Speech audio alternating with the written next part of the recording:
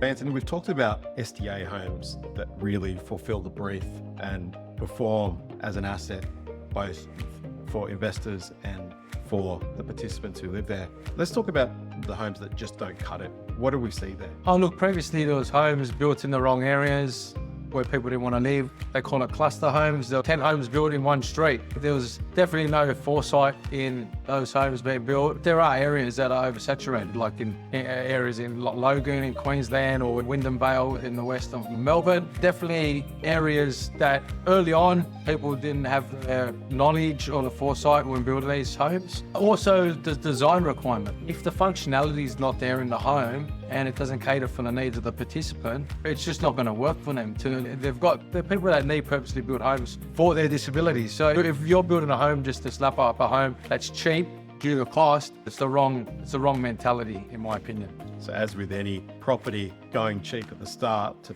build a low cost asset comes back to bite you later. And in this case, not only does it impact your investment potential, but it also impacts the participants who are there.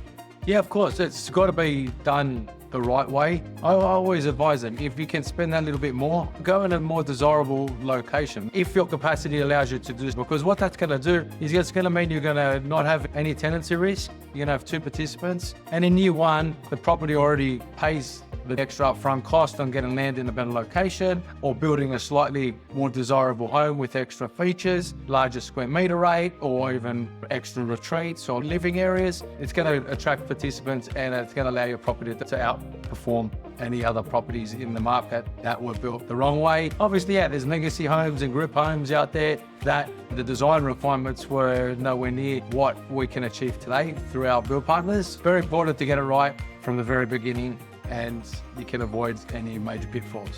If I was approached with an opportunity to purchase an old legacy specialist disability style, I should approach that with a great deal of scrutiny. Older homes get a lower rate of return, as do retrofit homes. I've got for clients, rather than go through the build process, can't I just buy a home? And my advice to them is, if you do see a home advertised in the market, why is someone selling an asset that will achieve a great passive income for them? Run the other way, run to the hills, because if they're selling it, it's more than likely got no participants coming along with it. To avoid any risk, you need to assess the areas and actually go through a build process to make sure you get it right.